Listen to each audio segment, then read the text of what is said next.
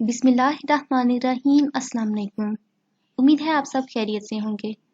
आज मैं आपके साथ MGT 501 ह्यूमन रिसोर्सेज मैनेजमेंट का GDB सोल्यूशन शेयर करूंगी।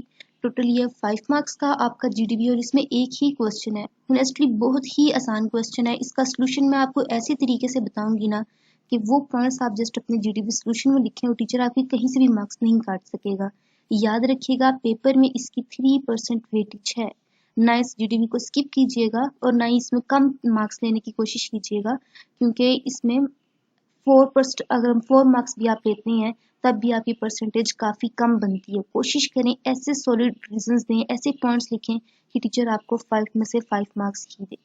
13 दिसंबर को ये ओपन हुआ था, जबकि इसकी लास्ट डेट 16 दिसंबर है और आपको पता है कि GDP पे कोई एक्सटेंड डेट नहीं मिलती होती। क्वेश्चन को देख लेते हैं, कहीं से भी कॉपी ना कीजिएगा, पूरा कॉन्सेप्ट आपको दूंगी, लेकिन अगर फिर भी कोई बात कोई पॉइंट आपको समझ में ना आए तो आप मुझसे पूछ लीजिएगा।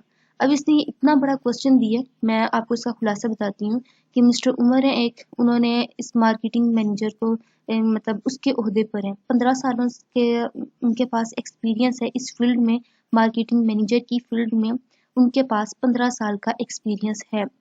तो अब आपने बताना है कि HR मैनेजर स्टूडेंट होने के नाते, ह्यूमन रिसोर्सेज मैनेजमेंट का स्टूडेंट होने के नाते आपने बताना है कि इंटरनल हायरिंग सही है या एक्सटर्नल हायरिंग सही है। हायरिंग कहते हैं कि मीन्स एम्प्लॉयज को हायर करना, कौन सा तरीका ज़्यादा बेनिफिशियल है, ज़्यादा प्रॉफिट वाला है। आपका क्या ख्याल है कि इंटरनल ज़्यादा सही है या एक्सटर्नल सही है, कि मतलब ऑर्गेनाइजेशन के अंदर से एम्प्लॉयज को हायर किया जाए या ऑर्गेनाइजेशन के बाहर से जो आम बंदा होता है उधर से हायर किया जाए। आपने इसकी 2 एग्जांपल्स देनी है। यहाँ पे मैं आपको बता दूं कि जो मार्केटिंग मैनेजर है उसका काम नहीं है कि वो बंदे को सिलेक्ट करेगा, उसका काम है प्रोजेक्ट को देखना, उसके ऊपर कितनी लागत आ रही है उसको देखना, प्रोडक्ट को देखना, मीन्स बाकी सारे कामों को देखना। मार्केटिंग मैनेजर का काम है सिवाय इसके कि वो बंदों को हायर करे, एम्प्लॉयज को हायर करे, जबकि HR मैनेजर उसके पास ये राइट है। अब मैं ये इसमें बस आपने टू इसके सॉलिड रीजंस देनी है, पॉइंट्स देने हैं और कहीं से भी चीटिंग नहीं करनी। सॉल्यूशन की तरफ बढ़ते हैं। ये एक आइडिया जस्ट मैंने आपको दिया, सॉल्यूशन आइडिया, ठीक है। इसके बाद मैं आपको वो इंपॉर्टेंट पॉइंट्स बताऊंगी कि आप उसके बीच में से ही अपनी पूरा GDB सॉल्यूशन लिख सकती हैं। ये मैंने 153 वर्ड्स का लिखा है, आप भी 120 तक मतलब अपने इस GDB सॉल्यूशन को रखिएगा। अगर तो आपको मेरा अगला सॉल्यूशन ना पसंद आया तो आप यहीं पे इस वीडियो को स्टॉप करके नेक्स्ट किसी और की देख लीजिएगा। रिक्रूटमेंट कहते हैं भर्ती करने को, हायरिंग भी कहते हैं भर्ती करने को, और मैं आपको चेंजिंग भी साथ में बताऊंगी कि आप इसी सॉल्यूशन में चेंजिंग करके अगर आपको पसंद आए तो आप इसी को ही सबमिट करा सकती हैं। अब मेरे ख्याल में कि इंटरनल यानी ऑर्गेनाइजेशन के अंदर से एम्प्लॉयज को हायर करना ये ज़्यादा सही है। इसकी मैंने कुछ रीजंस दे दिए, जैसे कॉस्टलेस, कि ये चीप है, इसमें मतलब पैसे नहीं लगते। एक रिसर्च के मुताबिक 1.7 टाइम्स जो इसकी कॉस्ट है वो ज़्यादा होती है एक्सटर्नल रिक्रूटमेंट की, मतलब ज़्यादा होती है इंटरनल रिक्रूटमेंट से। एक्सटर्नल रिक्रूटमेंट मोर एक्सपेंसिव, ज़्यादा महंगी होती है और टाइम कंज्यूमिंग, वक्त मांगती है। देखें अब ऑर्गेनाइजेशन के अंदर जो एम्प्लॉयज़ हैं उनका तो आपको पता है ना कि वो कैसा काम कर रहे हैं, उनके पास कितना एक्सपीरियंस, उनकी क्या डिग्री है, वो किस शोबे में काम कर रहे हैं, ठीक है। तो आपके लिए ये तो आसानी होगी, लेकिन बाहर से जो बंदा आएगा उसके लिए तो उसको समझना आपके लिए मुश्किल होगा ना कि इसके पास कितना एक्सपीरियंस है, क्या ये मेरी उम्मीदों पे पूरा उतरेगा या नहीं उतरेगा। इस वजह से when the hiring from within the organization usually do not, अगर हम ऑर्गेनाइजेशन के अंदर से एम्प्लॉयज को लेंगे तो अक्सर तौर पे ये नहीं होता। इसके बीच में मुझे ये मैंने दो पॉइंट ही दिए हैं, बाकी आगे से बेशुमार पॉइंट्स मैं आपको आगे से बताऊंगी। इसके आगे से मुझे 2 पॉइंट्स, एक ये अच्छा लगा था चीपर देन एक्सटर्नल हायरिंग, कि ये कमज़ोर है, उससे इसकी इतनी लागत नहीं है, और दूसरा है post ads on job board. Next है हमारे पास team building. Internal recruitment provide opportunities to get employees up to date, कि जाहिर सी बात है एम्प्लॉयज को अप टू डेट होने का मौका देता है। It enables employees to perform new jobs with the lost of time. ये लोग जो इंटरनल रिक्रूटमेंट होती है ये एक टीम तो बिल्ड करती है, साथ साथ ये टाइम के वेस्ट होने से भी बचाती है कि जो न्यू एम्प्लॉयज आएंगे उनको जो हमने जॉब देनी है उसमें जो हमारा टाइम वेस्ट होगा वो बच जाए। नेक्स्ट है ये ग्रेट मोटिवेशन है एम्प्लॉयज के लिए। देखें जब फॉर एग्जांपल एक क्लास है, उसके बीच में से किसी एक स्टूडेंट को प्रॉक्टर बना दिया जाता है, तो बाकी स्टूडेंट भी अच्छी मेहनत करते हैं कि नेक्स्ट टाइम हमें प्रॉक्टर बनाया जाए।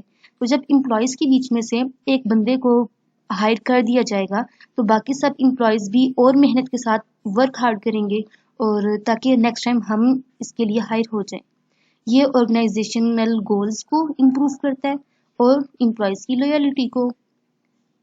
कुछ पॉइंट्स यहाँ से उठाएं, कुछ मैं आपको आगे से बताऊंगी, उनको मैनेज करें और आप एक सोल्यूशन बना के अच्छा सा 120 वर्ड्स तक का बना के दे दें, क्योंकि 5 मार्क्स हैं तो 5 मार्क्स में आपका इतना सोल्यूशन ही इनफ होगा। Internal recruitment provides best opportunity to assess the employees abilities.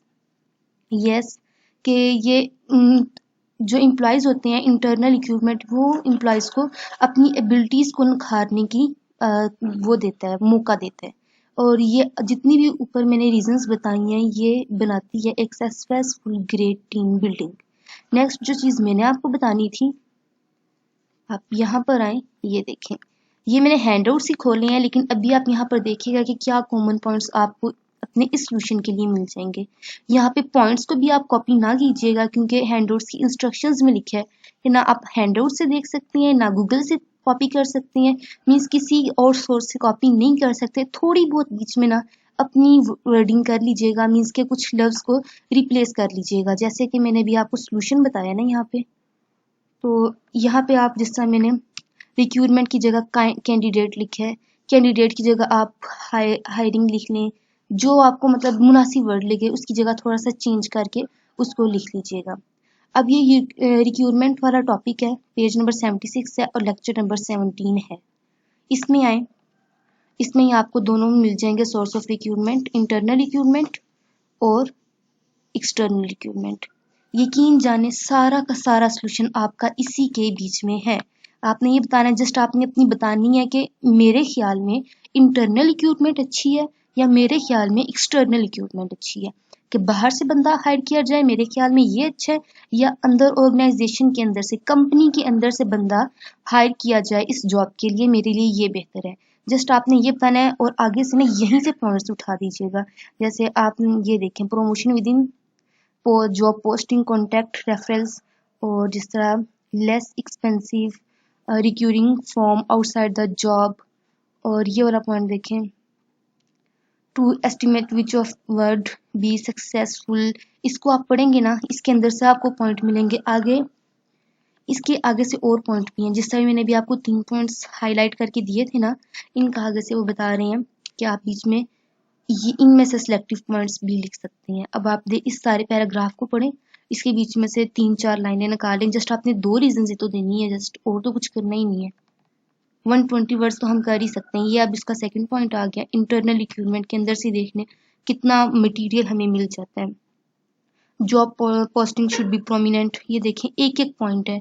और ये देख लें, clear job specification should be communicated so that the applicants assess themselves either they are eligible so to apply or not। Means थोड़ी सी मेहनत करनी पड़ेगी आपको, लेकिन ये आपका बहुत ज़बरदस्त किस्म का हो जाएगा।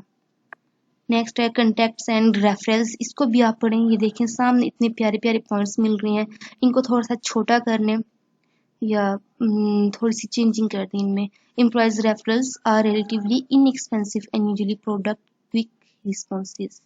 नीचे अगर आप देखें तो इसके एडवांटेजेस और डिसएडवांटेजेस भी दिए हुए हैं। बेशक यहीं से स्क्रीनशॉट खींचें और अपने सोल्यूशन में इनको ऐड कर लें। अगर तो आप एक्सटर्नल रिक्रूटिंग सोर्सेज का देते हैं तो उसके बीच में भी बेशुमार आपको मटेरियल मिल जाएगा। आगे कर कर मैं आपको दिखा देती हूँ और आप इनके स्क्रीनशॉट ले लें। लेकिन मेरे ख्याल में अगर आपको अपना आंसर बनाना चाहिए ना, तो इंटरनल रिक्रूटमेंट का बनाना चाहिए। जस्ट यही आपका सोल्यूशन था। अपनी दुआओं में याद रखिएगा। नेक्स्ट वीडियो में मिलते हैं। अल्लाह हाफिज़।